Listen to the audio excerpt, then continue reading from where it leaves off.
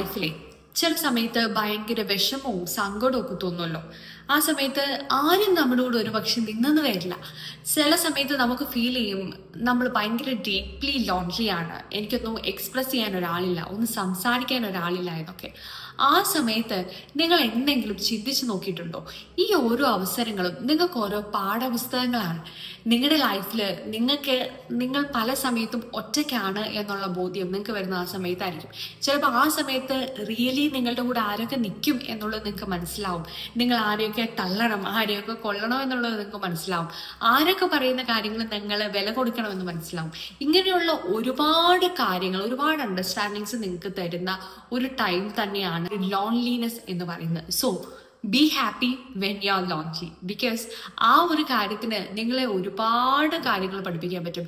ആ ഒരു സമയം നിങ്ങൾക്ക് ഒരുപാട് ലെസൺസ് ലൈഫിൽ തരാൻ പറ്റും. So be happy when you are lonely.